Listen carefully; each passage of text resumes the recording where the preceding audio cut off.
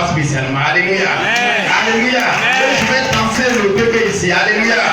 Parce que le Seigneur m'a ressuscité pour que je puisse danser à sa gloire. Et c'était ce vendredi 30 octobre. Donc, et les choses, nous, on ne voyait pas même qu'à Yamtoukou ici, il y avait une effervescence. Alors que les choses ont commencé à dégénérer. Donc, mon papa et moi, on avait jugé d'aller voir dans son travail là-bas. Donc, on partait en arrivant vers la mosquée. Voilà que la moto n'a plus de carburant. Donc, on a jugé, on regarde autour, les enfants qui vendaient par terre sont déjà partis. Donc, on a dit, bon, c'est que quand on va arriver à la pharmacie des lacs, et puis, juste il y a une station à côté là, on va nous ressourcer en carburant, et puis on va continuer. Pendant ce temps, les jeunes descendaient, les manifestants descendaient, on était tous ensemble, on était sur moto à point mort. Après, j'ai commencé à pousser, papa était à côté de moi. Donc, arrivé maintenant à la pharmacie des lacs, au moment même où on devait tourner, on a trouvé un groupe là. Et ce groupe, en même temps, ils ont arrêté la moto, ils m'ont arrêté. On dit, tu vas où? Il dit, non, que je vais prendre du carburant là, à la station. Il dit, non, toi, tu vas au 200 avec ta moto. Il dit, ah, en même temps, comme papa, lui, il comprend du là. En même temps, il est venu et il a capté même dans la langue, vraiment tellement puissamment, mais il était fier. Il a dit, non, qu'on est ensemble, on vient, on est venu faire tout ça là. C'était même énervé les gens là. C'est là même qu'ils ont fait sortir le couteau qu'ils ont pris pour couper mon sac là. C'est là ils ont dit, ils ont sorti les machettes. Maintenant c'est derrière lui maintenant.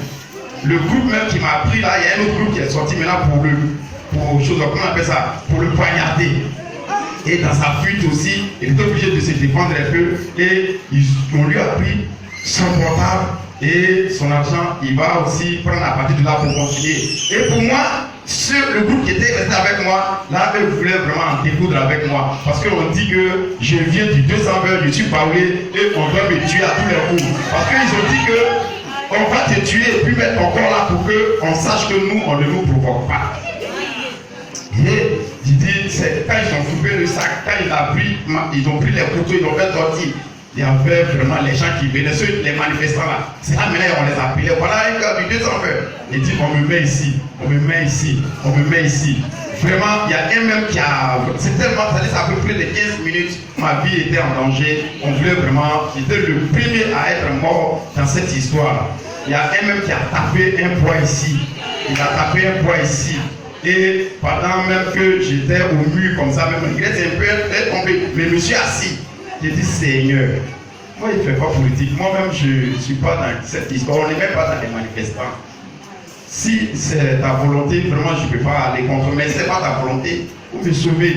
Au moment où je lève mes yeux, je vois une fille même, une petite fille qui ne me connaît pas, mais qui connaît ma femme, où ma femme travaille là, qui pleurait.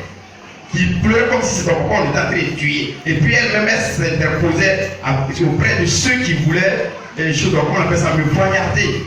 Donc elle pleurait en même temps. Quand j'ai vu la fille, elle dit non, c'est là, voilà, elle me connaît. Moi, je pensais que c'était l'une de mes élèves. Donc en réalité, je ne la connaissais pas, mais comme j'ai beaucoup d'élèves, je me disais que c'est l'une de mes élèves. Et j'ai dit voilà, c'est là que je connais. On dit non, même mon voisin, il a apparu en même temps quand j'ai fini de faire ma petite prière, parce que moi je me dis que ma force ne pouvait plus rien faire, je ne peux pas fuir, même mon intelligence ne pouvait, ma parole que je donne, même la personne n'écoute. Il fallait la main de Dieu.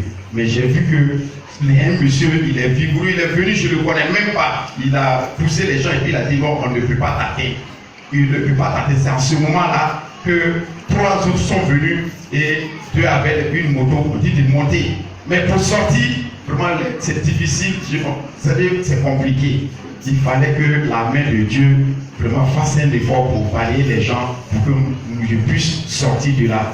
Dis Amen. Amen. Et ce qui est plus intéressant dans ça, c'était des voleurs qui voulaient prendre et ma moto, et mes portables, et mon argent, et en même temps ma vie.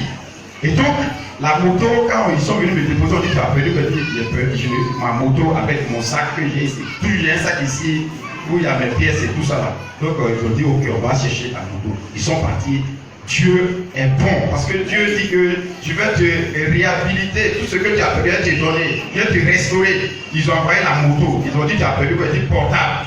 Dieu merci, pendant ces trucs-là, mon portable là, ceux qui ont pris là, ceux qui me connaissaient, qui ne pouvaient pas s'approcher parce qu'il y avait les marcos, il y avait les machins, il y avait les trucs, eux ils ont récupéré ceux qui ont pris mon portable, dans mon sac là, avec mon portable, tout ça ils ont pris. Donc eux aussi, ils ont amené. Amen. Et maintenant, c'est que, alléluia, ce dont je me réjouis aujourd'hui,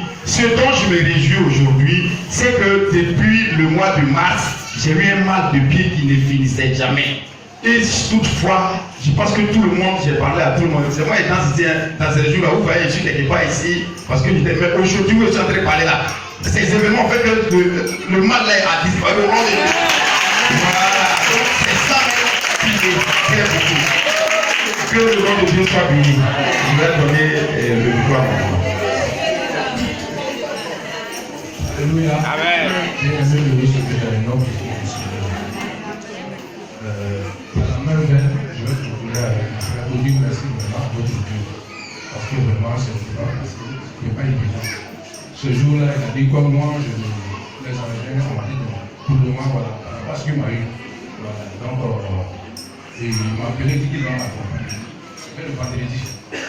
Donc, au niveau de la pharmacie de la mosquée, voilà, le camion nous a acheté. On a pris comme il a dit, je ne vais pas continuer. En tout cas, au niveau de la pharmacie, de la même chose. Et là, on a été attaqué. Et Dieu a fait vraiment grâce. Comme il a dit, je ne peux pas me laisser les choses. J'étais obligé de choses. Ils ont enlevé des machettes, des couteaux. Il y a quelqu'un qui a dit, lui aussi, il est guide. Pas qui c'est notre Seigneur qui m'a gardé. Comme il a dit, les coups de, comment on appelle, des machettes, des couteaux. Donc vraiment, je veux bénir le nom du Seigneur pour son parcours de protection, pour ses grâces toujours, et nous garde toujours dans le code des armées puissantes. Il ne regarde pas à ce que nous sommes, quand on prie sincèrement à lui, il répond. Il y a eu plein de situations, vous connaissez. Voilà, donc je veux dire merci. J'avais eu l'accident, papa a dit physiquement, c'est ce qui a été dit là-bas. Ils m'ont soigné, ça n'a pas été combien de jours de coma, et ainsi de suite. Je veux dire merci. Il faut faire attention, hein. Ils m'ont appelé tout à l'heure, il y a des situations qui t'arrivent dans la vie. Comme elle a su bien chanter, dans toutes ces situations, nous devons glorifier son nom. Parce que nous le sommes toujours. Donc, à cause de mes origines, ce qu'il faut dire qu'il a fait. Je n'ai rien. C'est notre Seigneur. Je n'ai tout.